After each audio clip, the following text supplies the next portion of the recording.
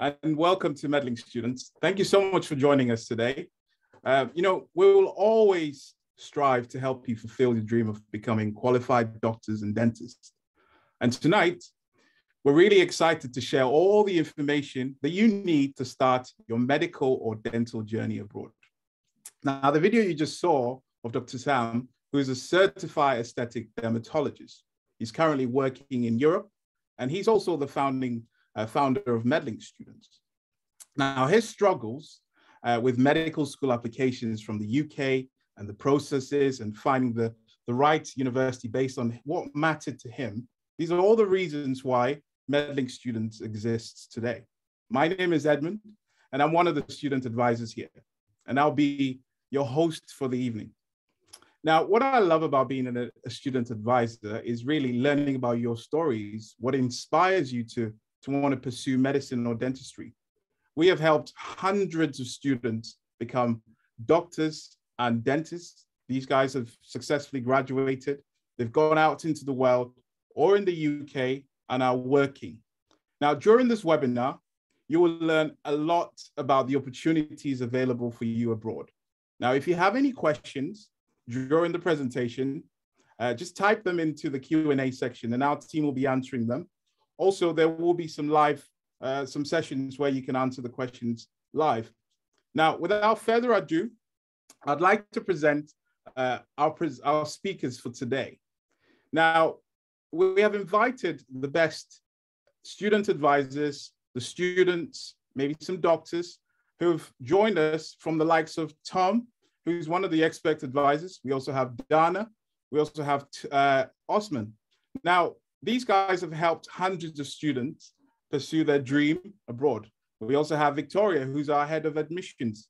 And she's here to explain to you how we can guarantee your entry and get your file in getting the highest possible outcome in your chosen faculty. And because we know how important it is for you to hear about all the information firsthand, we've also invited some of the students who are currently studying in Europe to share their knowledge and their experiences with you. Now, we know that there are some of you who are still nervous about going abroad, but don't worry, we're here to help and guide you so you can learn everything that is needed to actually go abroad.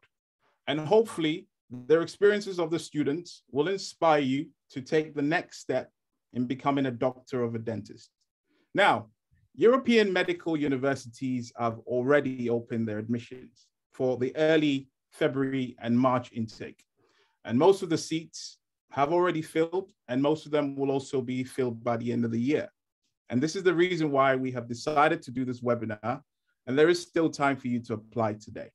So tonight, we will talk about the advantages of studying medicine and dentistry in Europe, the difference between the medical and dental school education in Europe and in the UK, and why many students have left their home countries and benefited significantly from studying or the education system in the past few years. We'll also tell you more about the admission process and the requirements, and some of the best medical schools and dental schools that we have handpicked in Europe. Now, a lot of students have asked us questions about the living cost, the tuition fees. We'll also cover these.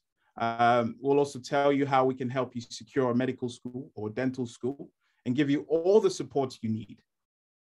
Now, I'd like to invite Osman, who's one of the expert advisors, who will tell you about how we started Medlink Students. Osman? Hello, everyone. I'm here with Tom today. I'm so excited to have you guys join us on the webinar. We're really excited to give you as much information today as we can so we can support you with your transition abroad and with considering where to go. So I'll tell you I'll briefly introduce us. I'll tell you a little bit about who we are and what we do.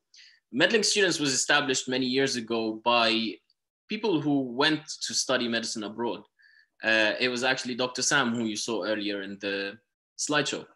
Dr. Sam was really excited to pursue his dream and to do what he loves by attending a medical university abroad in Europe, and that was Romania. He managed to successfully train and to graduate and become a doctor. And the best thing was that he was able to go back home and register successfully with the medical council where he came from, which was the UK. This was the inspiration and the reason that we started Medlink Students. It was because we saw that it was a difficult path, but still a doable path. And with the inspiration of being an organization that was started by students, for students, who eventually became doctors for students, doing everything we can to support students like you, people who are prospective doctors and prospective dentists. We are so excited every single day to speak to our students, to motivate them, to encourage them that this path is still doable. And people like Tom and Edmund, they speak daily with students and they support them to make sure that they are able to see and be informed about the options. So we can guide you and help you and offer you everything that we can from our side, based on our experience, whether we are doctors, whether we are advisors, because we all work together with one common goal, and that is to guide you and give you all the information so you can make the best and most informed decision on your future. So tonight, we'll try as much as we can to give you all the free information. We'll put it out there to help you and encourage you and show you that it is possible, it is a path, and it's up to you if you choose that it is suitable for you or not. So I hope that gives you a brief story of our background and where we started from and where we are now. We're actually helping thousands of students every year to pursue what they love, and then when they graduate, helping them go back home, practice as doctors or dentists, register with the medical councils, and do all the bureaucracies so they can do what they love, what they were hungry enough to travel the land and travel across countries and continents to do what they love. All right, so we'll go to the next slide then. And here we'll talk a little bit about the advantages of studying medicine briefly and dentistry abroad. Thank you so much, Osman. Now, studying abroad, is a daunting task, or, to think about going abroad for the very first time. It's not about just picking up your bags and just jetting off, that might be great, but there are a lot of things that has to happen. There's a lot of planning, deciding on which university is best for you. Now, also thinking about the advantages, how would you benefit from it? And to help you really understand that, I'd like to invite Dana, who is also one of our expert advisors, who speaks to students daily about the advantages of studying abroad and how you can benefit from them. Dana? Thank you very much, Edmund and Osman, for this introduction. It's very exciting to see that many students at this time of the year trying to discover the opportunities available for you from now. And welcome guys who are applying for February intake, who didn't manage to make it for September. We're always very excited to have you join us. Now, many students feel not secure to leave home because it's their first time. A lot of students travel while they're doing their GCSEs, A-levels, but they leave home for a vacation or a camping trip, but it's never for 6 years. So it does require a lot of courage, and a lot of students have this concern to leave home for the first time. And when I speak to students, the best part about it is to see how they are hungry to go and achieve their dream. They want to travel abroad. They're willing to take this further step to go abroad and discover what opportunities are available for them. On the other hand, I would like to shed light on the best advantages of studying abroad. One of the advantages of studying abroad is the flexible admission requirements. As we all know, most of the universities for medicine require scientific background, which is biology, chemistry, a third science, mostly physics. Now, many students come to us and they don't have a scientific background. Probably they didn't know that their passion was for medicine when they were doing A-levels. They were interested in a different sector, and then they discovered, my passion is to become a doctor. So a lot of students don't have a third science. Some have biology, some have chemistry. So the best part here is that it's not the end of the world. You can still achieve your dream and apply for medicine school. So we can certainly help you find the best option for you, whether you have A-levels, IB, BTech. Just discuss it with an advisor, get in touch with us, and we will see the qualifications you have and guide you which options are best for you. In addition, of course, to the best thing abroad is that global recognition. A lot of students don't understand how recognition works. They think that if I don't study in my home country, I'm going to struggle going abroad and coming back home. Best part is that no matter where you study, if the university is worldwide recognized, you can go back to your home country. And we see doctors traveling the world from one country to another. For example, in the UK, we have a lot of doctors who are from overseas. So it's not necessary if you want to work in the UK or in USA, then you have to study in that country specifically. All the universities we work with are worldwide recognized. And most importantly is the English language. A lot of students have concerns about English courses. They tell me, I don't want to travel abroad. I'm worried about, I don't speak the language in Poland or Romania or wherever they want to go. So the best part here is that the courses are fully taught in English language. You're not required to know Polish language to study in Poland or Romanian language or any language to study in that country. The course is fully taught in English language.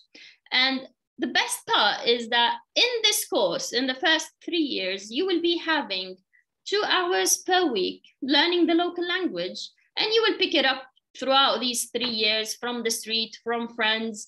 You will get to learn the language throughout your stay. So, but the course will be fully taught in English language. So you don't have to worry about that. The courses are in English and you will be learning and helped to learn the local language.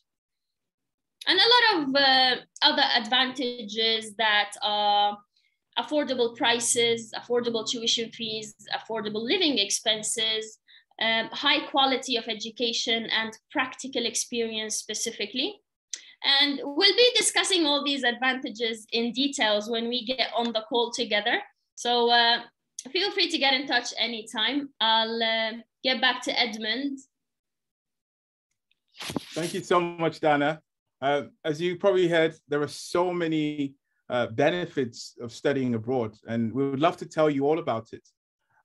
So do get in touch if you're still kind of concerned. I have seen that there are some questions that are coming in, so keep them coming. We are loving the questions. The team there are also answering the questions, and we'll have you'll have the opportunity to get some questions answered.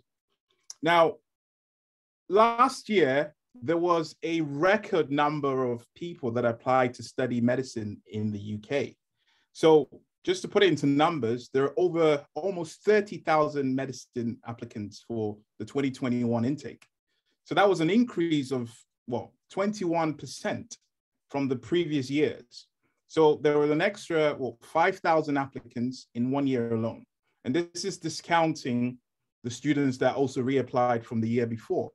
So to put it into numbers, the 30,000 students that applied, you'll see that UCAS application isn't enough to get you shortlisted, even for an interview. And last year, A-level grades were at a record high. So if you combine the data, it's not easy to get a medical school seat in the UK. It's become even more competitive than before. And this year we've had students that have done really well or even predicted A stars in the A-levels, and they still couldn't get a place. And so you don't get shortlisted. And this leaves them either to reapply again, take a gap year, and start all over again. It's become quite demoralizing. So I'd like to invite Tom, who's one of the student advisors here. And he's going to tell you a bit more about how the medical schools compare to the ones in the UK and how they break down. Because in the ones in Europe, you've got the preclinical side, which are the theory-based, and then you've got the practical side. Same for dentistry. So Tom, could you come in and explain to everyone here tonight in terms of how the medical schools and the dental schools compare and how they break down? Of course, yeah. Thank you, Edmund. So one key difference that a lot of you probably know already is that the name of the degree abroad is an MD rather than an MBBS. And then respectively for dentistry, it's a DMD. It's a Doctor of Medicine. There's a subtle difference in the degree, and this degree is carried out all over Europe, America, and many other countries. Now, the difference in the degree is that it's 6 years rather than 5. And in most universities across Europe, this is broken down into 2 parts. So you've got 3 years of theoretical medicine, and then you've got 3 clinical years where you'll be doing more of the practical elements. So that's the divide that you have with most of the medical schools. Some of them may differ slightly. And also during the initial 3 years, you will still have some practical experiences, but they save the majority of it for once you've finished the initial 3 theoretical years. Again, they've got various entry requirements. There is a big variety out there when it comes to the courses, but most of them say to this same structure, the 3 theoretical years and then the 3 clinical. And I was just going to ask one of our students now, Christina, could you tell us a little bit about your experience and how you found it going to do an MD abroad? Hi, I actually went through the graduate entry program. So I have a previous degree in medical sciences from South Africa. So I got into the 3rd year of our university. So the last year of theoretical, and then from 4th year, we start clinicals. Unfortunately, I attended the university as a COVID hit. So that was a little bit of a rough start. But now that we've had almost 2 years of COVID, things are slowly starting to get back into the swing of things. And yeah, it's been a good experience so far with regards to not having to repeat 3 years of a degree, which is really nice. And studying abroad is definitely daunting, especially when you're coming from very, very far away. But I definitely think that it's an experience that if you are hungry and passionate about medicine or dentistry, and it's something that you really want to do, then it's definitely something you should look into pursuing. And Christina, if you don't mind me asking, how did you find the switch from, obviously you did the final year of theory going in as graduate entry. Was it a really big difference going into the clinical years? Was it what you expected? I think you need to manage your expectations and realize that there is always going to be a difference between theory and clinical, no matter where you study. All medical students talk about how clinical years are a lot more difficult. However, I'm a very hands-on practical learner, so I've thoroughly enjoyed the clinical aspect. I think the theory, if you think about it, it's foundations and layers. So the theory has helped us understand what we're now putting into practice in our clinical years. So I actually prefer practical way more than the first 3 years, because we actually get to see what we're learning come into action and into play.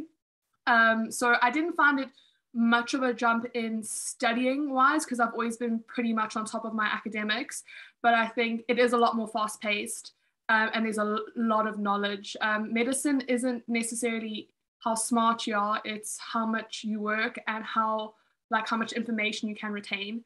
And yeah, I've really enjoyed the practical years more than the theory. Thank you, Christina. And that's why we always say to students that one of the most valuable things you can have becoming a doctor is commitment and a passion and a real love for the subject. And that will take you so far.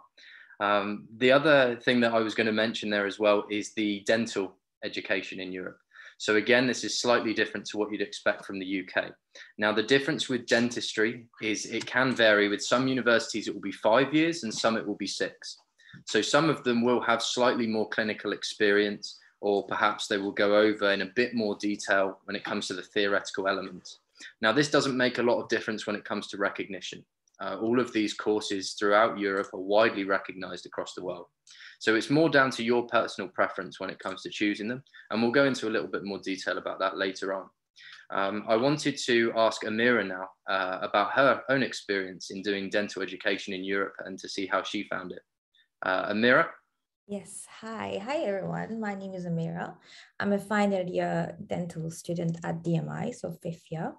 My experience, I'm actually a transfer student. I came from Hungary and I came to DMI due to some personal reason. But I have enjoyed it. The first year that I came, I had zero expectation.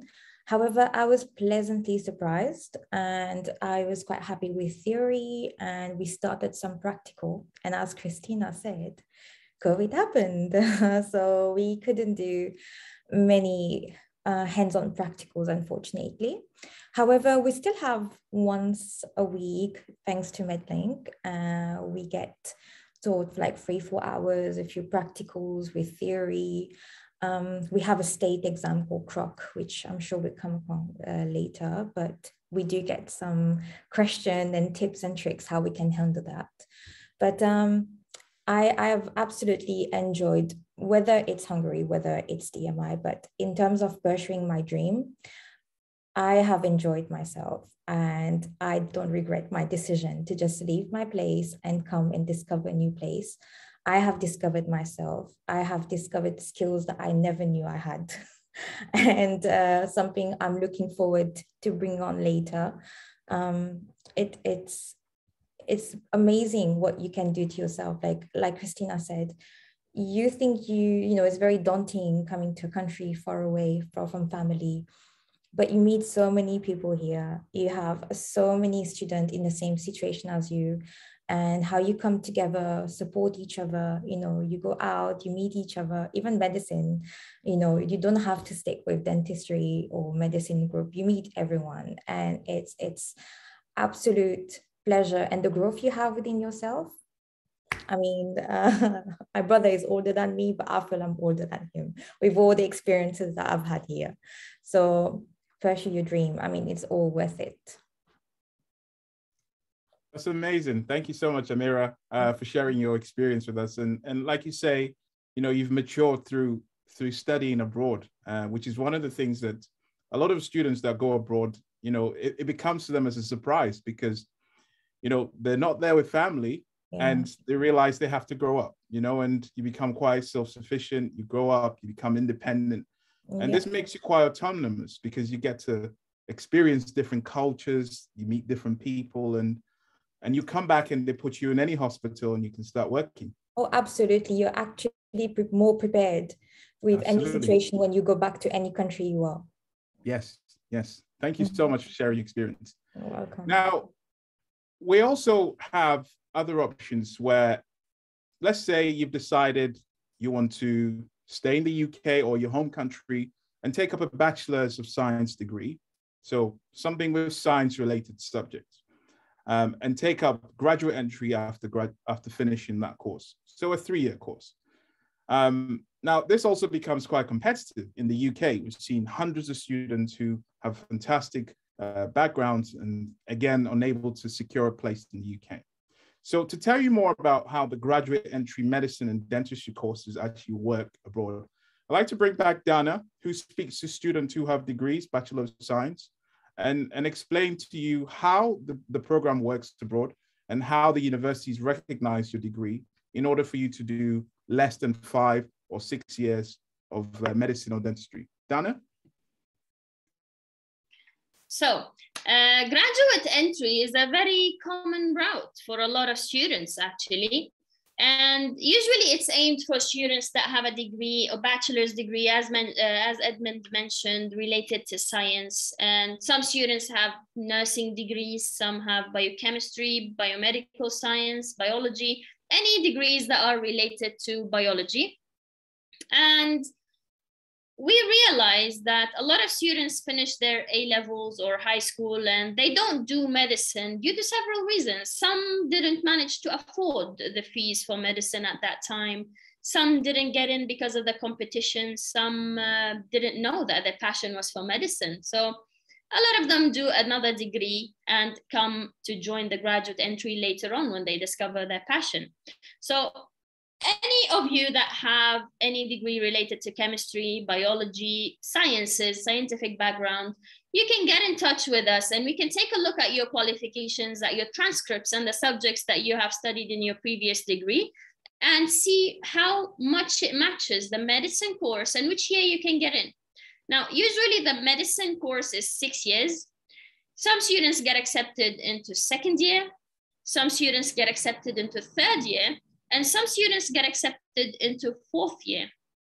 So it can be either a 3-year, a 4-year, a 5-year, or a 6-year course for you for medicine.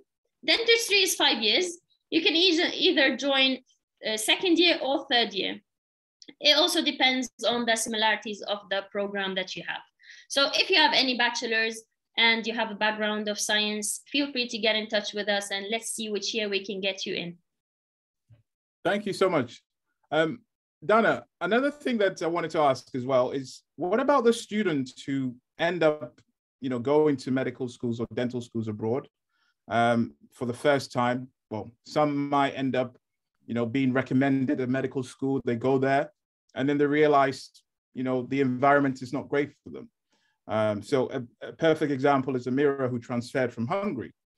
So can you tell us a bit more about the transfer and how we help students and who would qualify for a transfer?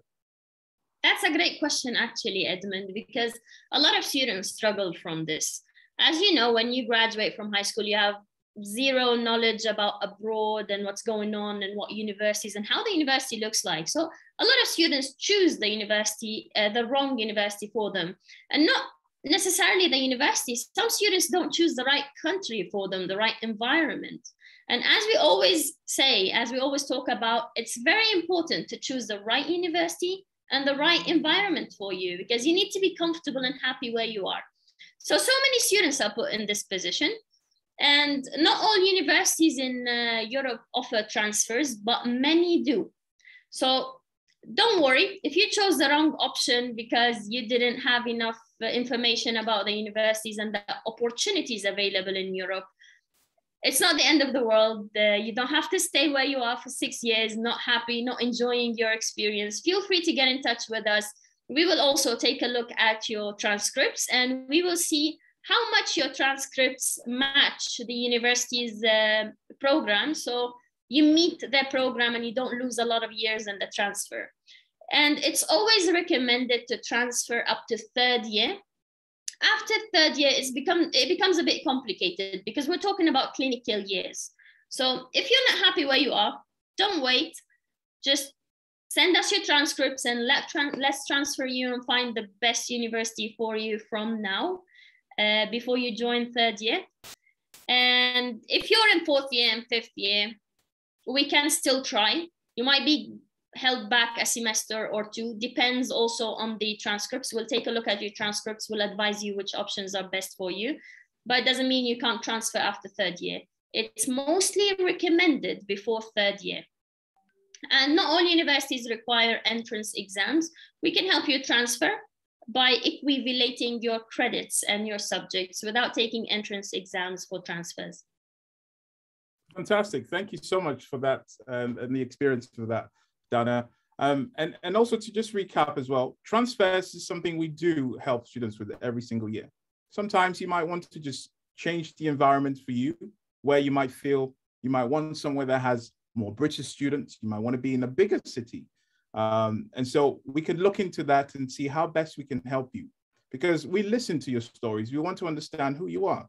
And we know that studying in your home country is the best way. But if you find yourself in another university where you would like to change, we help you. Let us take a look at your transcripts. It doesn't matter which year you're in. Sometimes you might get into the high year, and sometimes you might find yourself in a position where studies aren't going so well for you. So let us have a look at your transcripts and help you best transfer to the most suitable option for you. And also with the graduate entry, just to also clarify, you have to have a science background in order for us to help. So if you have a Bachelor of Science in biochemistry, medical sciences, this is where we will be able to look at your transcripts.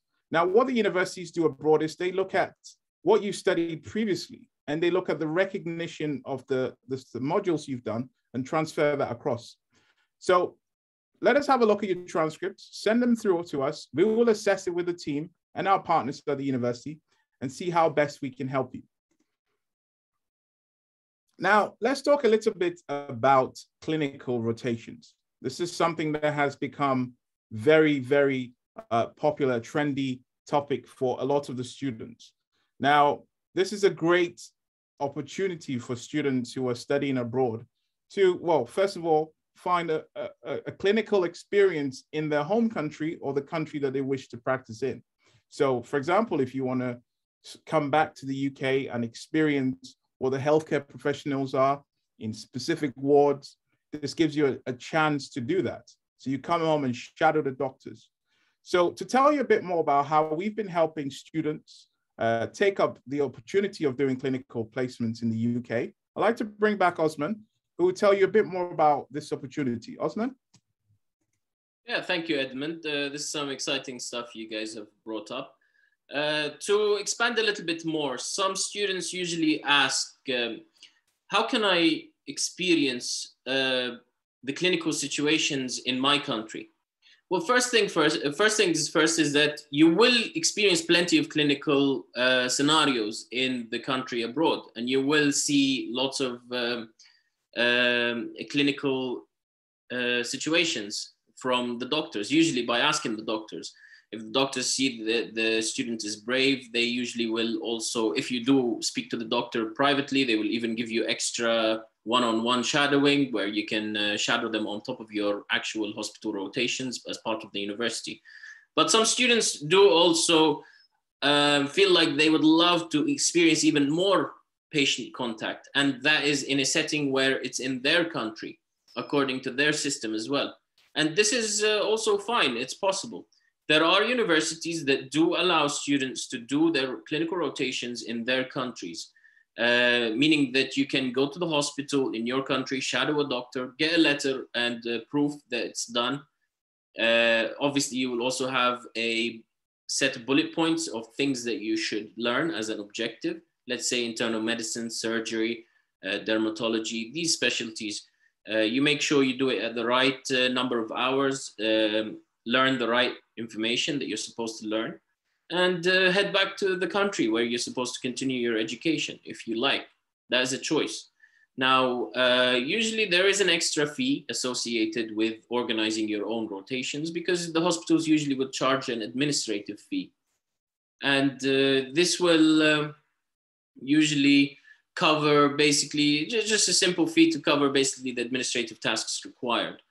It's always good to, even if you don't want to do the rotations at home during your semester, and not many students do this, but it is an option. What you can do on top of this is do electives during the summer. And a lot of universities do encourage students to go and experience other clinical scenarios in their country where you can go and shadow even more doctors. And this will be also added on your transcript. So you'll have extra hours, extra clinical hours, and it's never a bad thing. If you're passionate and hungry and you love medicine, I'm sure you get excited by such a prospect of organizing your own rotations. Now, we do also offer some support for students who would like to do this. And this is offered as an extra service for students who come and study abroad and then study the first 3 years and then do after that the clinicals. If you choose to do the rotations, we're more than happy to help you with doing them in your country as well, whether that be in the UK, USA, Australia, Ireland, Canada. We have students from every corner of the planet. And that's the best thing about Medlink Students is that every single day, we speak from students from every corner of the planet. You see here, there's a huge diversity of students always from the pictures you can see from our students who are speaking today. Everyone enriches the atmosphere and the culture of having a huge global family of networking where you get to meet so many students from everywhere and make friends from everywhere. All right, so thanks, Edmund. Thank you so much, Osman, for sharing that experience with us. And hopefully this might inspire you to want to take up advantages of taking some placements externally. Now, some questions we get to ask is, most students get to ask us is, well, how do we find the medical schools out there for you? We do a lot of research into these medical schools. We spend a long time looking into these universities and looking at how well they are taught and how they compare to the countries that you've come from. So we're very careful and we're very particular with the universities that we choose. We vet them very well. And also, most importantly, the courses are taught in English. And we have handpicked the best medical schools that I would like to invite Tom, who will tell you a bit more about the medical schools and the best ones that are out there, which teach medicine or dentistry. Tom? Yes, thank you, Edmund. So one of the things that you can probably all notice from this is just the pure diversity and the variety in all of these schools. You've got so many differences when it comes to tuition fees, entry requirements, lifestyles, cultures, geographical location. You're spoilt for choice in this day and age when it comes to studying medicine. Now, these are all English taught courses, and they're all some of the most popular courses that we work with at Medlink Students at the moment. So for example, if you were looking for somewhere that was very affordable, you can look at places like the European University in Georgia. These are very affordable options that maintain the same high level of quality as universities that may be 4, 5 or 6 times the cost per year in tuition. But then you may want somewhere that's a little bit closer to home, for example. So somewhere like Poland is a little bit closer for the UK students, or somewhere like Italy, perhaps. Now, again, as I said, they all vary with the entry requirements too. So perhaps you've done the UCAT, or you've been in America and doing the exams there, or in Ireland or wherever else, and you've had enough of these entrance tests. We completely understand that. So there's universities here that don't have the same rigorous entrance tests. Some of them may have them, but just in biology and chemistry, and things that you're well rehearsed in already. So the opportunity and the variety is the key thing here. We can always find something that's tailored perfectly to every student, towards your needs, your wants. So you can find somewhere where you're going to be comfortable and confident before you start on this journey. Thank you, Edmund. That's great, thanks. I'll add something, sorry, Edmund. I'll add something, yes. It's a adventure, it's a journey. You're gonna be spoiled for choice. There's so many options out there. It's really difficult to choose. That's where we come in. We come in and advise you based on your requirements and your needs on which university suits you best. Now, there are so many universities, there's hundreds of them out there. And you can go to any university. There's nothing stopping you from applying to a university and just going there. But based on your needs and requirements, this is where we come in. We help you with choosing a university that suits you best. So then you can make a choice where you're going to the right university. You know that you're investing yourself, investing your money, investing your time into going into the right university and choosing where to go. Now, it might be difficult and daunting at first. And actually, I felt the same when I first went abroad. I was spoiled for choice. I had no idea. They all looked the same. They all looked like, I had no understanding of what the difference is between the universities. Yeah, you can read, but usually the internet just offers you generic information or anecdotes, from students. It's not a true perspective of what university is like. This is where we can help you. Where, for example, lots of students come to us and we guide them for a graduate entry program that suits their needs, what they want. They want the fastest degree. They want an entrance exam, don't want an entrance exam. You're spoiled for choice. So don't feel daunted or scared of the options. Be actually happy that there's so much opportunity out there for you. There is no shortage of universities. If you are hungry enough and ambitious enough, you can do this. You have to just take that leap of faith and just move forward and choose one university. Ask one of our advisors. They'll help you. They'll help you choose one that suits you. And it's down to you at the end of the day. We're excited to help you always. All right, Edmund, yeah? Fantastic. Thank you so much, Osman, for that. A question I just actually thought it would be best one of you guys answer, Tom or Osman, is the students are asking, is it still too late to apply for March or February intake? And which universities could they apply to? Yeah, that's a great question. Thank you, Edmund. So I know there's lots of students out there that have done their A-levels the year before, or perhaps they've taken a few years out, tried to get into the UK. Don't worry, I've spoken to so many students in the same position. It's a really tough challenge, and I commend you all for trying it over and over again. Yes, there are still opportunities. If you want to get started in medicine, there are always opportunities. So here you can see a couple of the winter intakes that are coming up that still have some spaces available. Now, one thing I would say with regards to these is they are very popular, particularly this year. I don't know if it's because of the situation with COVID and a lot of students sort of being backlogged when it comes to applications, but we're having a lot of positive attention through for the winter intakes. Now, either myself or Edmund, Dana, one of the other advisors would be more than happy to discuss these through with you. If this is the case for yourself, send us over a message or fill in the form on our website, and we can discuss these with you and go into a little bit more detail. Now, they all work in slightly different ways. So some of them, they may have slightly condensed semesters to allow you to go back to the September intake for following years. Some of them, you may end up doing a few more weeks on top of the initial semesters. So there's a few subtle differences, but once again, like the rest of the universities, we'll help to find the right process for you, the right university system for you, so we can get you started on your journey into medicine. Fantastic. Thank you so much. And like Tom said, you know, let us have a chat and discuss your options and what your needs are. It's not too late to still take that step to even start, because some of the students, you know, your friends are probably already studying and you don't want to wait a year. So let's have a chat and see how best we can help you. Now, in terms of universities that we deal with, there are specific universities that have become quite popular over the years. This is the European University. This is in the capital, Tbilisi. Now, Georgia is also one of the safest countries in the world. It's actually been voted the 7th safest country in the entire world. And to tell you more about her experiences at the university, I'd like to invite Guguletu, who is a dental student who's in her first year, to tell you how things have been for her so far. Guguletu?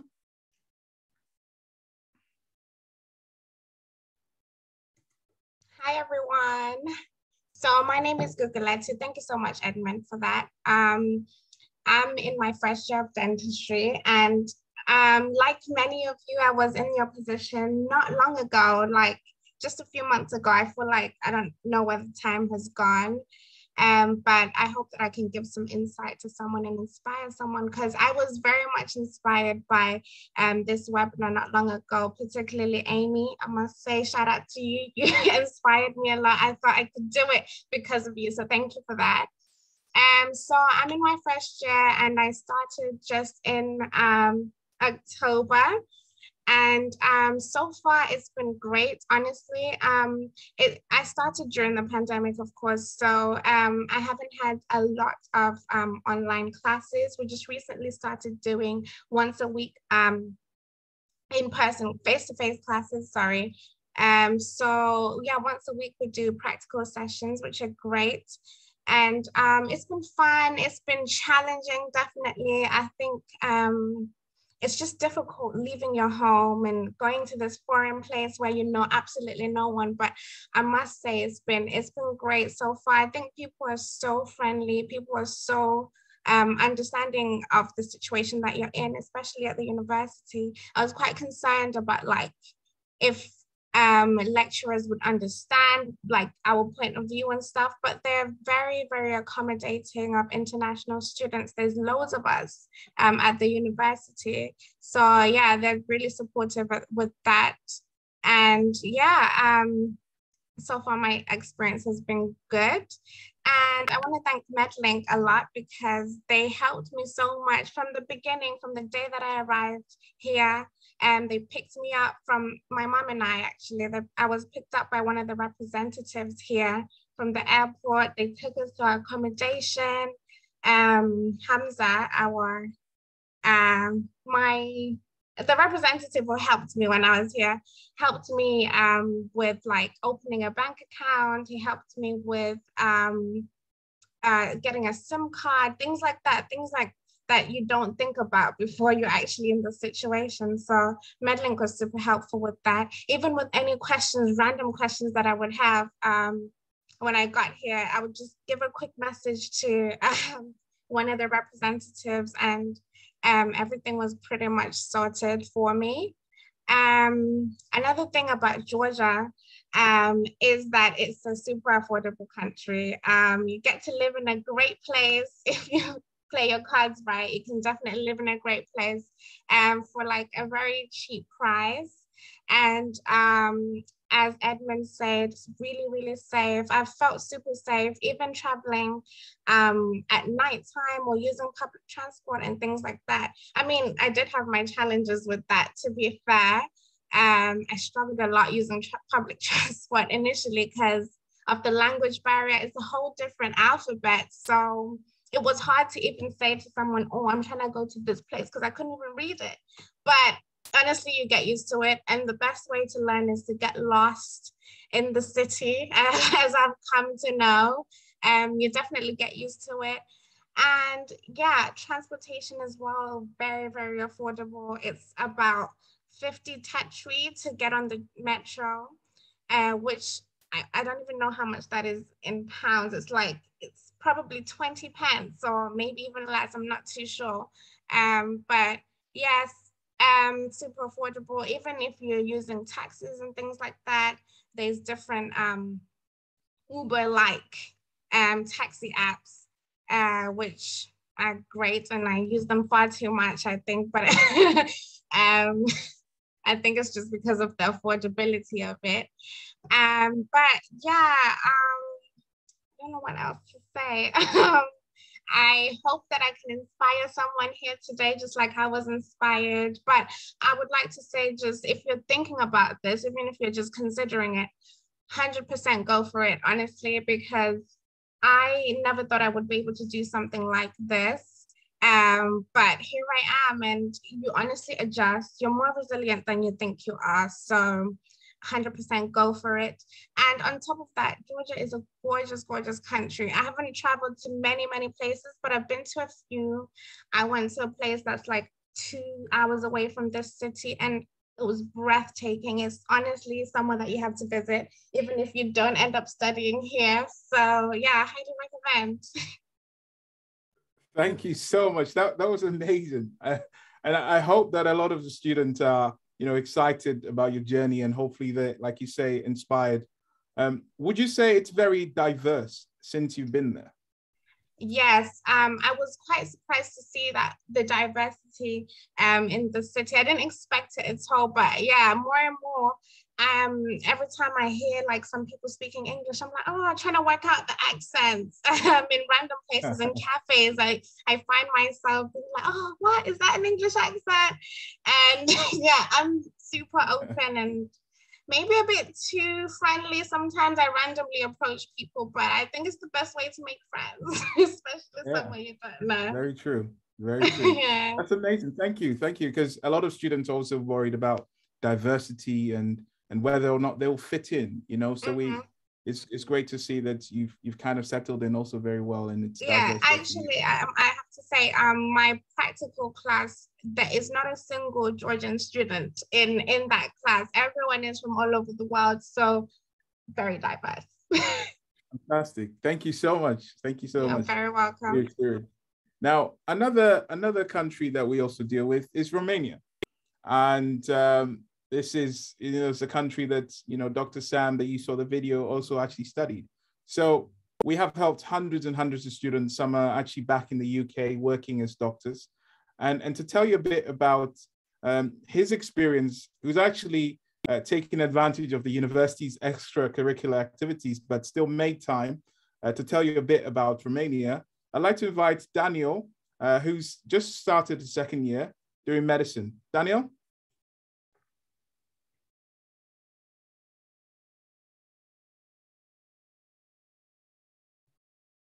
I think he's still taking advantage of the extracurricular. Hi, I'm back. Daniel. Hello. Sorry, guys. I just got substituted. Can you guys hear me? Yes, we can hear you. All right.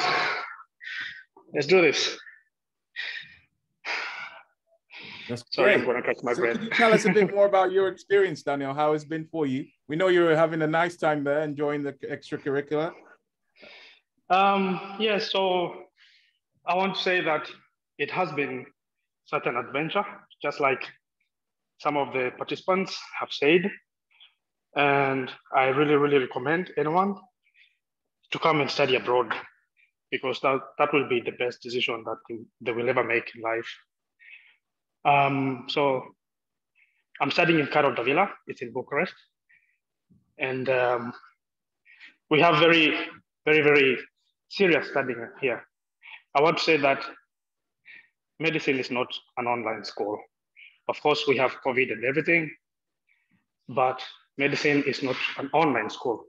We have at the moment a hybrid system.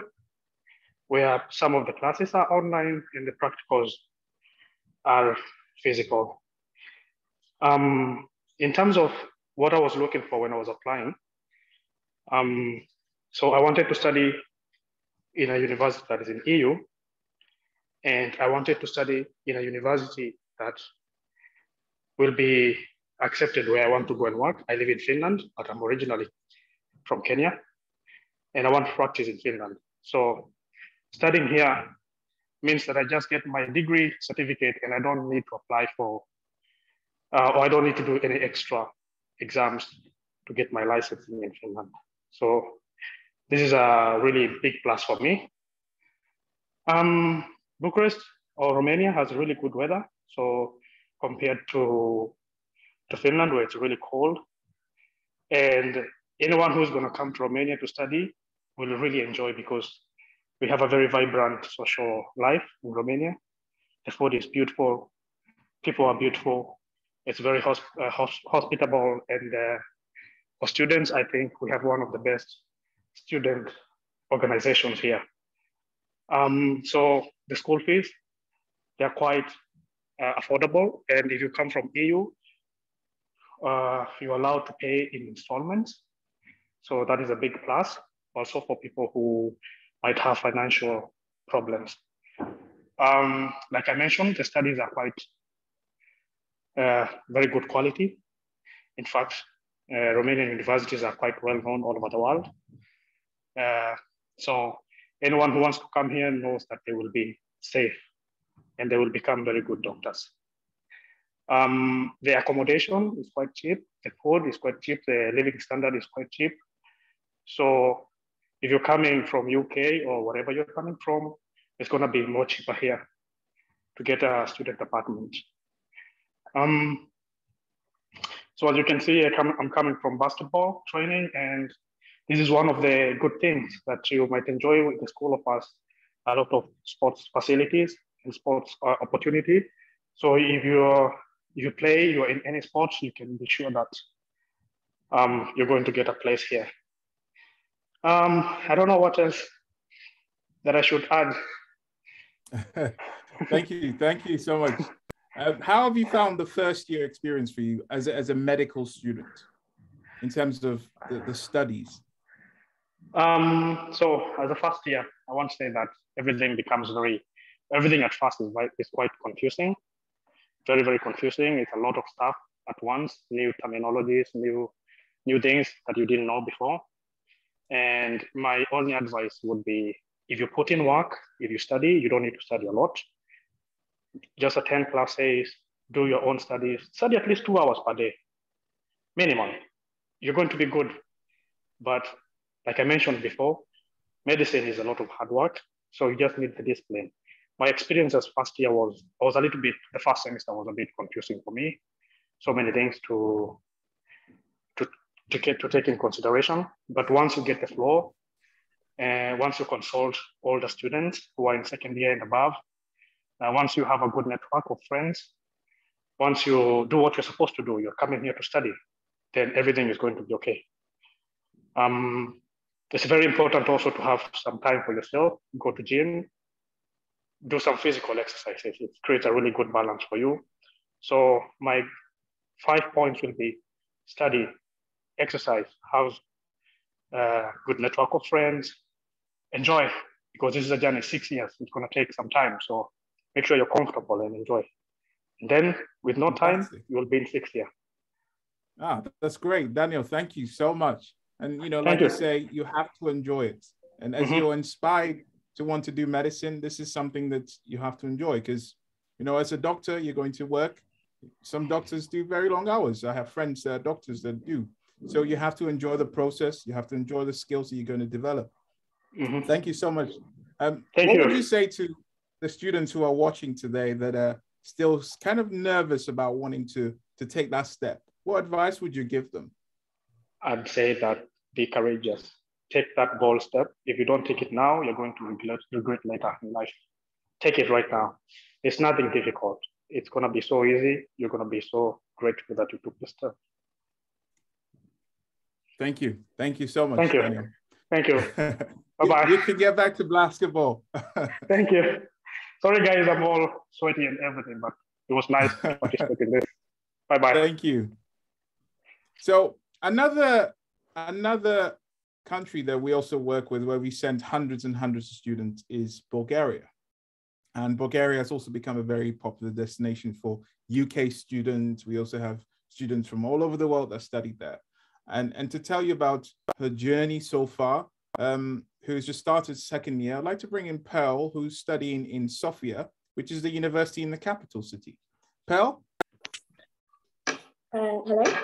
Thank you, Edmund. So I'm studying second year medicine, and I study at Medical University of Sofia.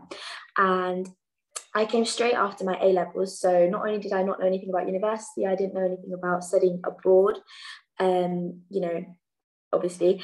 And studying at MUS is very different to the UK. I think you have a lot more subjects. We have subjects that you not necessarily have in the UK.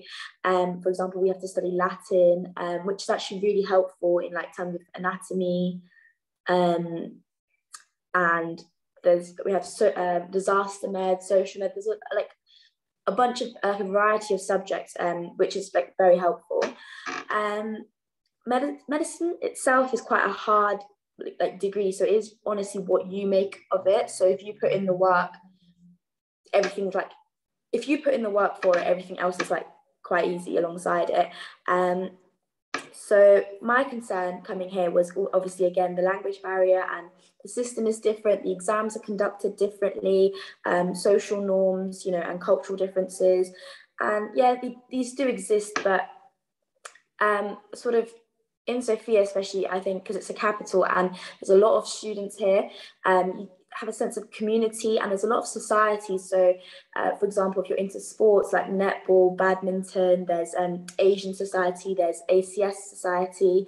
So if you get involved with there's like a lot of things to get involved in, so you won't really feel like lonely. It's kind of like people that are in the same position as you, so it kind of makes you feel like a big community and like a big family almost, you know, within Sofia. And another thing, honestly, it goes by really quickly. Like, I'm in second year now, and I honestly feel like I came like a week ago. So, you know, you really don't feel like 6 years. That was quite daunting for me. I was like, okay, 6 years abroad in another country. I've never even gone like traveling without my parents. You know, I'm only 19. But you actually, it goes by really, really quickly. Being abroad so far, I actually really enjoy Sofia as a city. Everything is so cheap. Like the lifestyle here, you can go out, you can afford to go out to eat, you know, at least a few times a week. Because obviously I'm not very good at cooking. Food is cheaper. You can do so much more like with your money. You can, the public transport here is like so good. Like we can go to a mall, you can get the tram, you can get the metro, you can get buses. Everything's so accessible. What else? Literally, even like during Christmas, there's Christmas markets, there's ice skating, there's always something to do. And like I said, you get what you make out of it. If you go out and meet people, you know, go to different societies and events, you really can like meet a lot of people from like a lot of different cultures. And like, for example, even my class, it's very diverse. So I've got a lot of friends like from all over the world, like Egypt, Brazil, like everyone. Even understanding their cultures, it's just, you know, a good experience. What was I gonna say? The experience, I'd say, is it's a good experience. Medicine's a hard degree, but if it's something you're passionate about, it's honestly really not that bad, like going out abroad to do it. You know, you're going to put in the work regardless of what country you're in, or, you know, if you're doing it in the UK, it's still you sitting down learning anatomy. Anatomy's not going to change what country you go to, or like, you know, the basis of medicine. So yeah, I'd say it's really what you make out of it. Thank you so much, Phil. And you know, it looks as though you've enjoyed your time there, and it's amazing seeing, like you say, time goes by so quickly. And I remember you were my student. I was speaking with your parents over a year ago, and now you're in the second year. And one thing I did notice you mentioned is you went straight from A-levels to medical school. we have students that always want to say, I'll take a gap year, I'll try out again, maybe try again the next year in the UK. What advice would you give those students who are still nervous, but they want to take a gap year before they go abroad? Yeah, so obviously a gap year is great. You can do what you want during the gap year. But for me, it was also like medicine's already such a long process. After your 6 years, you've still got a long way to go. You've got your foundation years if you want to go back to the UK, and then obviously your training. And for me, I was just like, I want to start it as soon as I can, and like, you know, finish it and just move on to like specialty training and stuff like that. And I feel like delaying it, I think once I obviously didn't get into the UK, I was kind of like, the longer you leave it, I feel like I like lost motivation for it. But if you just kind of get into it, just sort itself out, I think it helps you like regain your passion for it. Yeah, that's very true. And one thing you said, which is fantastic, is medicine wherever you go. You know, even if you're in Brazil, the human body won't change. It'll be exactly the same. You're all learning the same from the same textbooks, and everything is the same. So thank you so much for your advice and your experience so far. And we can't wait to see your journey and how well you come back into the UK. No worries, thank you. All right. So now I would like to say a huge thank you to all of our students who have really trusted us and are brave enough to join us today and share their stories and experiences with us. Now, every so often, I get asked questions about the entry requirements in European universities. Most students are worried about whether they even meet the requirements abroad, and they don't know what the grades are going to be required. Do they need A's, or, you know, what other grades will they accept? Some students might not have biology, chemistry, or physics. Some students might have psychology. Some students might not even have A levels at all.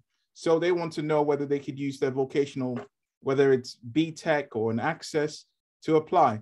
And we are still here and to tell you more about how flexible the admission requirements are and how we can help you gain acceptance or get your guaranteed accepted into medical or dental school. I'd like to invite our head of admissions, who will tell you about the flexible admission requirements for students who have just finished their A levels or high school, and the students who have finished a degree for the graduate students. Victoria? Yes, hello everyone. So yes, as Edmund said, most students are worried about the entry requirements at European universities, but you do not have to worry about them because we are here for you, and this is what we're here for. So most universities would require you to have a high school diploma or the equivalent document which is in your country's high school system. You need to have satisfactory grades, of course, in basic sciences, which are the chemistry, biology, and physics or maths. Some universities require you to have an English proficiency certificate if you're a non-native speaker, since they would want to be sure that you will get the most out of your education. There are universities that require you to sit a simple entrance test, which is usually multiple choice questions, open questions, or sometimes combined. However, there are universities that have no entrance test. For graduate students, you would of course need to present your university transcript and your English proficiency document. Both I and the rest of the admissions team will do all the paperwork for you to ease your university admission.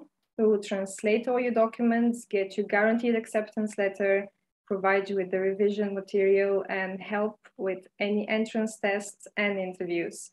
Our goal is to always help you. That's why we will assist you with the visa application and processing if necessary, and payment of tuition fees to the university.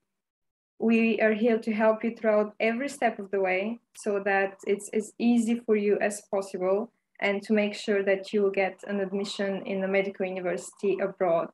So don't worry about any of the requirements. You can just speak to one of our expert advisors and they will guide you to the best university that is for you. Edmund? Thank you so much, Victoria, for the hard work that you do with the team every single day. You know, we're here for you and we're here to help you. There are so many benefits for you guys to be part of our ever-growing team and family. And a lot of students are still not sure about how we can help you. So to tell you about the process and how we guide you through the journey from the beginning, I'd like to invite one of our student advisors, Tom, who would tell you about how Medlink students really can help you. Tom? Hey, thank you, Edmund. Yeah, of course. So there's quite a bit that we put into it in order to help all of the students that we work with. As you've heard from most of the students there, studying abroad is a daunting process. It's a difficult process. It's one that lots of you will be worried about and have lots of concerns and fears. And that's what we want to try and help you with the most. As a company that was founded originally by medical students who did the same thing that you're considering to go and do now, we know exactly how you feel. All of the concerns, all of the worries, all of the doubts, we've all been there before, we've all experienced this before. And as advisors particularly, we speak to students with similar concerns and similar worries and fears every single day. So our job from that point is to help you, to support you to make the right choice, to make the right decision. Now, we're not going to tell you that a medicine degree is easy, because it is not. It's not a walk in the park. It's tough, and you've got to be really committed. I'm sure Osman would agree with me on that. It's really tough. So you've got to make sure you're somewhere where you're comfortable, you're settled in, and you're going to be well supported and well looked after. So from the point of us deciding on the university, it's all about the admission. And as my colleague Victoria said there, we go above and beyond on everything we can to ensure that you're going to have a successful application. Now, we have years and years of experience helping thousands of students with doing these applications, whether it's somewhere with an entrance test and we give you the materials to help you with that, or whether it's somewhere with an interview, we can help prepare you for the interviews by going through common questions that they may ask. It could be anything. As I mentioned before, there's a huge variety when it comes to how you enter into these universities. They're all slightly different. They've all got their little tricks, and we can offer all the tips that we can for those in specific cases. Now, from that point, you're going to get accepted into university. So we're talking maybe a few months away for the winter intakes, or maybe next September, maybe in a few years' time, depending on your situation at the moment. Now, once you get there, again, this is an incredibly daunting process. There is not a single student that I have ever spoken to who has been completely confident and not had any worries as they land at that airport in this new country. Even though they've learned so much, we've supported them through the whole process, you're still going to be worried. It's completely natural. I'm sure every student speaking here today would agree with me. It is a daunting process, and that's why we have the support on the ground. So as soon as you land at the airport, it will be our representatives that will go and pick you up.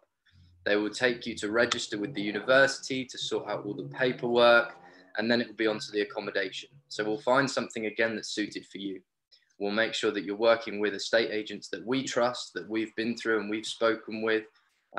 Same goes for bank accounts, phone numbers. We'll take you around the cities, introduce you to everyone at the universities and whereabouts you can go to get certain things. Just taking all the worries away so you can focus on the main struggle and hard work, and that's getting on with your studies. We don't want you to have to worry about everything else in the background, so we will help you with it as much as we can. And this help is ongoing. We know that it's not an easy path through medicine, and we want to be able to support you throughout the entire process. So from day one, right up until you're graduating, we will be there to support you and to help you through. Now, we want to see you be successful just as much, if not more, as you want to be successful. So we want to see that success, and we want to see you develop just as we do with all of our lovely students who have spoken today. It's great hearing back about all their success stories, all the funny stories, the activities that they've got involved in, and how their experience has really broadened their horizon at the same time as them being able to pursue their dream. It's fantastic from our point of view to be able to hear that, and it makes all the hard work really worth it for us. So the final step is obviously a few years' time for most of you listening now, but when you graduate, we will then be supporting you in any way that we can to go back and register. So whether there are registration tests back in your country, whether there are any forms that need to be filled out, we'll be there, we'll be supporting you and helping you in every way that we can. So just to summarize, I know I went on a little bit there, from day one of having a call with an advisor right up until you have that doctor, that MD title, we will be there to support you no matter what. Back to you, Edmund. Yeah, brilliant. Thank And you so if much. you don't mind, I just want to add Cool. some bit from my side. Yeah, great, great stuff, Tom. It's really important to understand that you're going to a completely foreign country that you've never set foot in, probably, most likely, and that you've never spoken the language of. So that's why exactly our organization comes in, to make sure that you're going to come and focus on your education.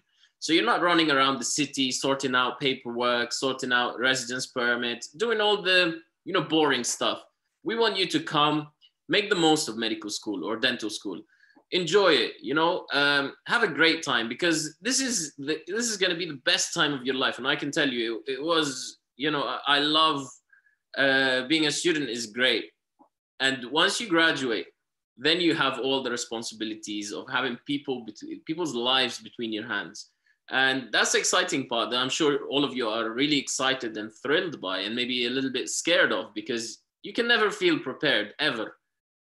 You can never feel like really confident that you're going to be able to become the most amazing doctor. But what the education system can offer you is that it will give you all the essential basic skills required to become a competent doctor. So then you can then go into your junior doctor years and start to build on these skills, whether you're going into medicine or dentistry in your training years.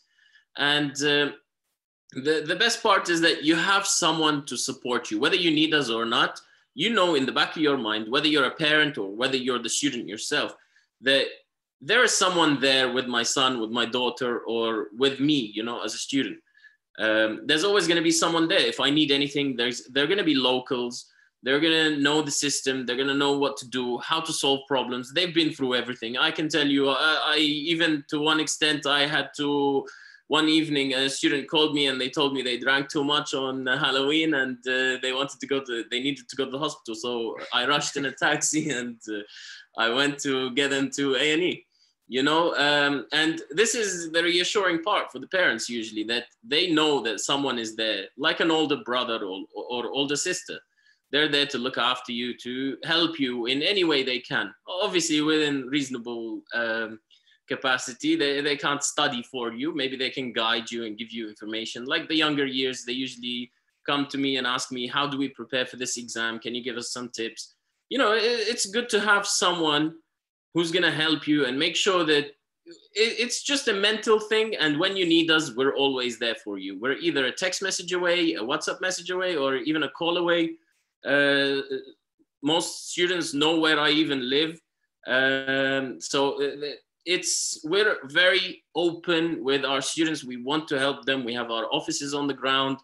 We want to be there for you. We want to show you that you can do this, and we're here for you. Whenever you need us, we're always going to be here for you in whatever capacity we can, and to help you to any reasonable extent we can. All right, back to you, Edmund.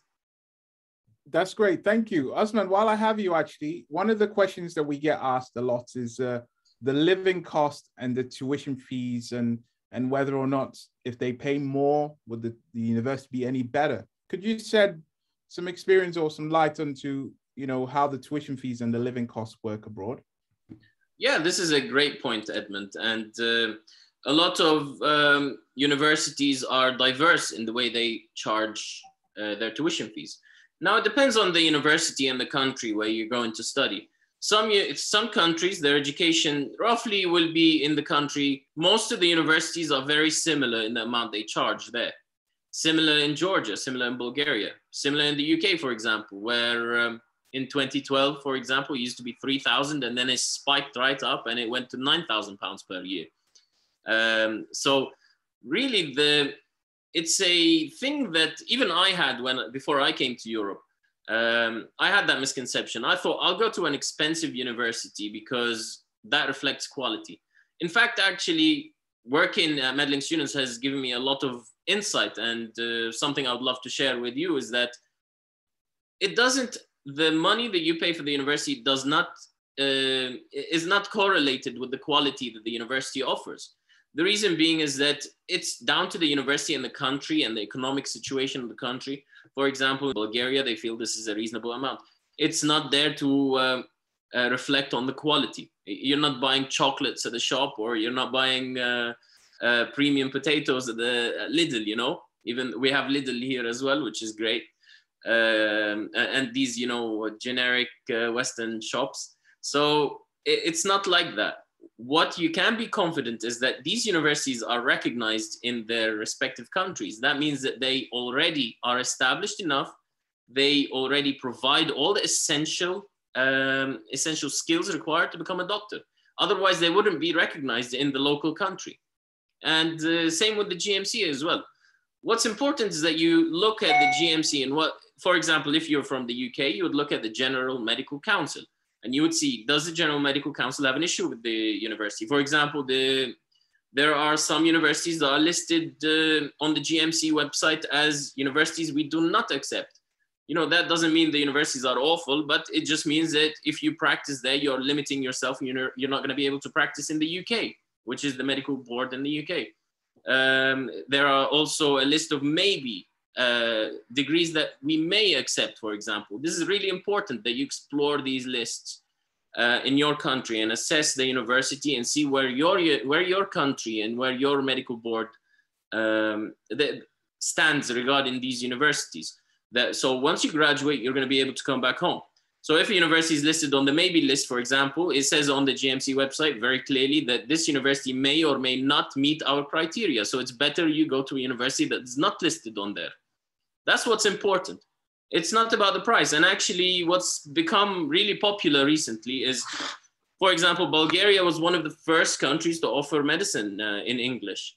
And then after that, lots of other countries started doing that. And recently, loads of students have become smart and savvy, and they understand this now. So that's why they head to more economical options, so they don't put a strain on their parents' budget or economic situation. So it's always good to go to a university that you can afford within your budget, so you don't put yourself in a difficult situation financially and have to transfer maybe after a couple of years. It's good that you go assess that the tuition fees, assess the amount, make sure that you are able to afford that university. And we're always here to advise, like I say, don't feel like just because it's more expensive, it means higher quality. This is not essentially the case. All right, I hope that clears that up. What do you think, Tom? Yeah, I couldn't agree more. The one thing I would add is don't be too afraid of the do not accept list and the maybe accept list, because the majority of European universities are not on these lists. And that's because they meet the requirements for the General Medical Council. As I said before, in the year 2021, 2022, you are spoiled for choice. There are so many well-established universities all across Europe, all varying in different prices. As you saw, all of the universities that were mentioned just then as examples, all of those countries, they all have recognizable universities. So there are so many. It is just a very rare few, and you'll be able to see them if you go onto the General Medical Council's website. You'll be able to see the list of the few that are there that you just need to be a little bit careful with. But with ourselves, we will always advise on the universities that are up to date and meeting the requirements for the General Medical Council. As I said, this is the majority of universities in Europe. Yeah, so it's just to add to that, it's actually a good thing if the university is not listed on these lists. So again, I'm sure other countries as well, like America and Canada, don't feel like we're just focusing on the UK. The majority of our students do come from the UK, but we also have hundreds and thousands of students that come from other countries as well, like America, Canada, Australia, Africa, the continent of Africa, Middle East, and so on. Do check with your medical board. However, be very wary of universities that are listed on the maybe list or the list that we do not accept. I believe someone asked a question in the Q&A, and we did answer this with a link to that list, so you can dig through there and have a look. I can also post another link there. It just, even despite whatever for example, whatever the glamorized university looks like, or let's say university as a campus in your country, it does not mean at all that the country or the medical board recognizes that university. It's just a campus. It's a building it's an office building probably with some classrooms. It does not mean that it's regulated by the UK, that regulated by the General Medical Council. So just be careful of these things. That's why we come in. we want to make sure that you are successful at the end. We don't want you to be misinformed or to receive the wrong information, because yes, you will see universities that are glamorizing themselves by offering things like that. For example, having a campus in your country, but that, be careful that that does not mean that your diploma is going to be regulated by that country or given by that country. You're going to have a diploma that is listed, that is from the country abroad. You're just attending a campus in your country. I hope that makes sense. Yeah, absolutely. Yes, Osman, that does actually. I'm really happy that you brought this up, because a lot of questions that popped up this evening was about a Derby campus, and students are asking a lot about it, how they can take advantage. Could you shed a bit more light on this for us then, please, Osman? Yeah, so there is a certain university that is listed on the maybe list that has this. This is what I had in mind when I was describing the situation. There is a university that's listed on the maybe list on the GMC, which is the medical board in the UK, that has a Derby campus, meaning a UK campus. But like I say, it's just some rooms with classrooms. This does not mean the degree is recognized by the UK. This does not mean it's regulated by the UK. This is what I'm trying to say, is that you are still receiving a degree from abroad that is regulated from the country abroad. So it's important that you distinguish this and not get any misinformation from any people that say, oh, it's a UK campus, meaning that it's automatically accepted by the UK. No, you still have to come as an overseas student, get assessed. And if you're on the maybe list, you get assessed more rigorously to check that you do meet the criteria of acceptance set by the GMC. So it's always advisable not to go to these kinds of universities. Maybe it looks great and it's got great marketing and it's glamorized like this, but make a choice and make a safe decision of going to a university that does meet the criteria of acceptance set by the GMC or your country or your medical board. So when you come back, you don't have any problems with the GMC or with your medical board, and you can practice as a doctor and register successfully. Fantastic. Thank you so much, Osman, for answering that question, because that was something that was asked quite a lot in the Q&A. Now, whilst we're on the questions, there are lots of questions that came in, and thank you so much for those questions. These are really great questions, and we'll pick a couple and go through them, the most commonly asked ones from the Q&A. And one of it is to do with kind of a day in a life of a student. So Christina, could you kind of share with us kind of a day in a life of a student or a medical student at DMI, and what you do and what is your schedule? Hi guys. Well, again, it depends on the rotate. So obviously back up. Okay, so I'm in clinical years at the moment, so I'm a fifth year medical student, and we all know that in clinical years your rotations change. So right now we are on infectious diseases, and because we're in infectious diseases and due to COVID and certain regulations, we're currently online for this rotation itself. So every day at 12 p.m. So every day at midday, we have a 3-hour lecture with our infectious diseases lecturer. And then when we're done with that, it's normally through Microsoft Teams, and it's very regulated. We all have to show our face in the lecture and then say that we're there so that the dean's office knows you're attending classes and you haven't just fallen asleep on your bed while you're there. So we'll do the 3-hour lecture, and then our lecturer normally gives us assignments that need to be handed in that evening.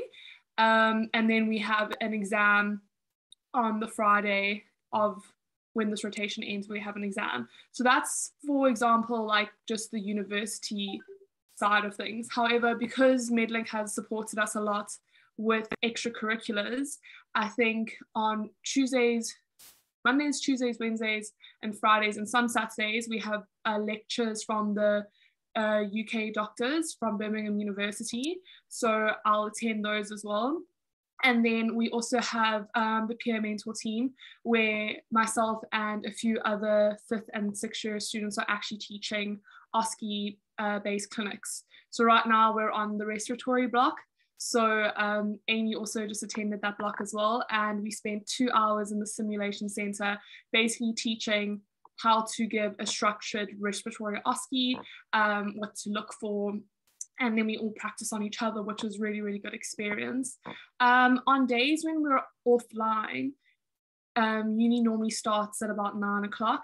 So depending on where your rotation is, for example, when we did pediatric infectious diseases, we would go to the pediatric infectious disease hospital at 9 o'clock in the morning. And then depending on what the doctor has planned for you for the day, you'll normally learn a bit of the theory and then see patients if there are patients for the doctor to show you, or if the hospital allows for you to see patients. Each hospital is governed by a different director, and the director sets the rules for that hospital. It then depends on how much you would see, if that makes sense. So yeah, it's normally busy from when I wake up to when I go to sleep. It's just medicine.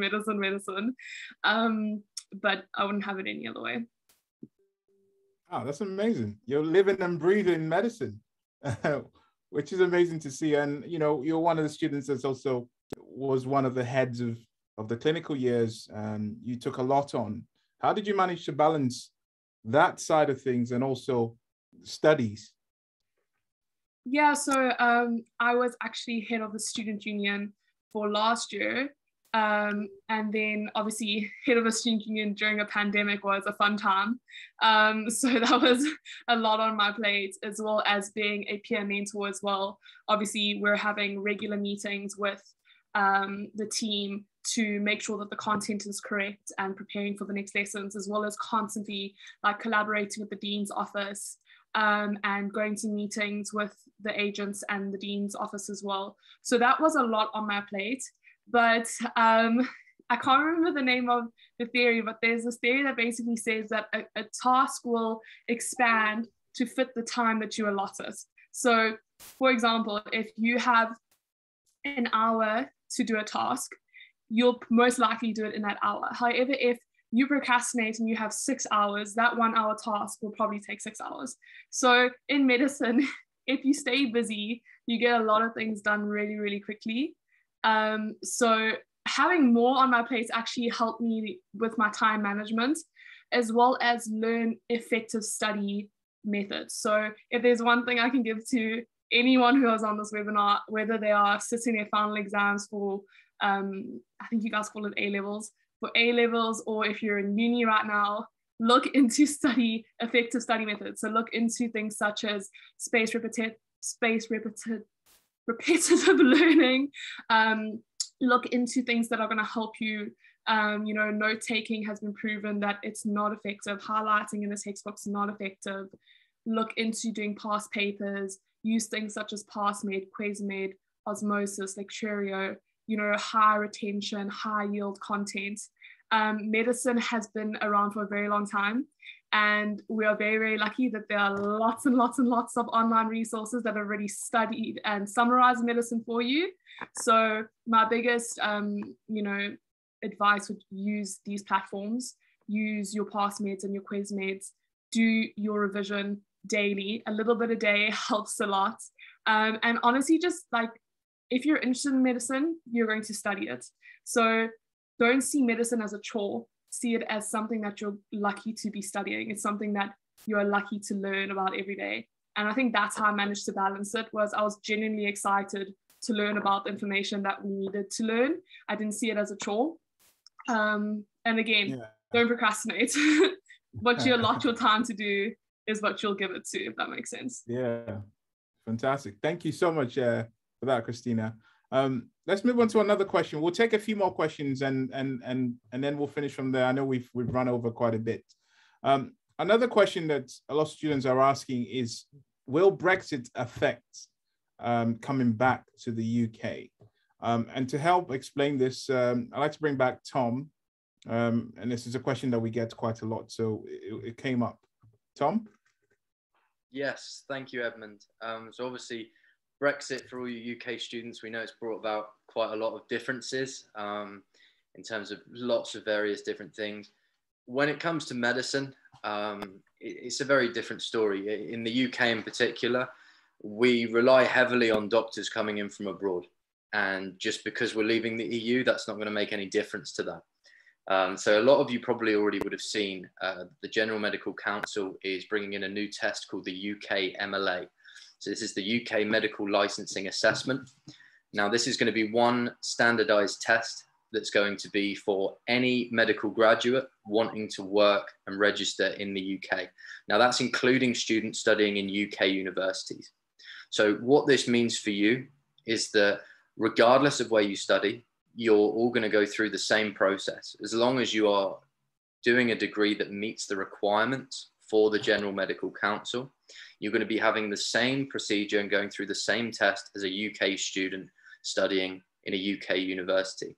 So that's the main point to bring up. I also just wanted to mention, I know a few people have asked now about the maybe accept list and the do not accept list. All I would say from an advisor's point of view is book a call in with us. We can explain it all in detail. We want to make sure that we can help each and every single one of you to make the right choices. And this is why we mention this. We don't want to scare you. We don't want you to think that there's so many bad options out there, because the majority of the universities in Europe are fantastic. The opportunities are excellent and they will give you exactly what you're looking for. There's just a few that you need to be a bit careful with, and we can help you to navigate past those. Thank you, Edmund. Thank you so much, Tom, for that as well. And like Tom says, we are here to help you. From January to December, this is all we love to do. And these calls are free to you as well. We'll take one more question. And this is a question regarding kind of maturities. We have mature students, people in the 30s, the 40s, and they're saying, can I still come abroad and study and pursue my dream, or am I too old for this? I know Dana, who's one of the expert advisors, speaks to students who are mature. Dana, could you shed some light about this question? Because a lot of students are asking about that, whether it might be too old to pursue medicine or dentistry. Yeah, thank you for passing this question, Edmund. That's a really lovely question here. It's never too late to achieve your dream. It's never too late to join medicine school. A lot of universities, yes, do have age limits, but age is not a limit here, because there are so many universities in Europe that don't care about your age. So if you have the passion and you have the drive to study medicine, and that's what you're interested in, then we can certainly help you. And there are universities out there for people like you. A very inspiring story I had in February was a dad, and he came at the age of 47, and he was like, my kids have grown up, it's time for me, I want to achieve my dream. It was very inspiring, and I really would love all of you out there, whoever has the passion to become a doctor, don't hesitate, feel free to get in touch, and we will find a university for you to achieve your dream. Back to you, Edmund. Thank you so much, Dana. And you know, it's been a very great evening to have all of you, and we would like to thank each and every one of the students and each and every one of you, you know, spending 2 hours of your time with us. And we hope this has helped and inspired you to take that step. You know, you might be out there that you may have spoken with us already and you weren't sure, and you wanted to see how things would be now. We're still here. We're still a call away. Give us a call. The calls are free to you. We're here to support you. We're here to help you. We're here to help you pursue your dream of becoming a doctor and a dentist. And once you take that step, we'll help you with everything else that you need. And you might be a parent who's still worried about, you know, your child going abroad. We understand. We have spoken with several students and their families who were still nervous about going abroad. And as you've seen as well, the universities are all safe, in safe countries. We have done all the hard work for you. We're a phone call away, and that is all it takes. A free phone call. And you might be even nervous about, you know, going to a university. Come and take a trip. We'll show you around. Anything that you want to help, we are here to help you pursue that. Because there's nothing better than we want to see you come back as a doctor or a dentist, fulfilling your dream. And that's all we want to see you do, because your success will be our success. Thank you so much for everyone who attended tonight, and to all our guests and to all of you guys. We'll see you on the next one. Thank you.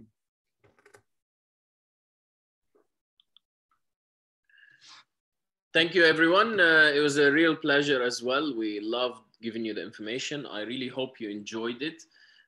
If you've benefited from it, then we're really happy, because that's the point of what we do. We started our organization to help and support future doctors pursue what we managed to pursue and what we managed to do many years ago. And a lot of the founders are now doctors, dentists. We're here for you.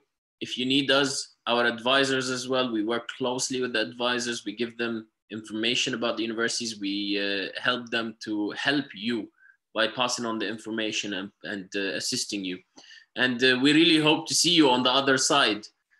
We hope you manage to come and travel and pursue what you love, whether you come through Medlink or you go through another agency or on your own. Whatever happens, we're really happy that you managed to come and study and do what you love. The opportunity is here in Europe. I highly, highly recommend that you don't be scared. You build up the courage, take that leap of faith, because we believe in you. If we manage to do it, then you can as well.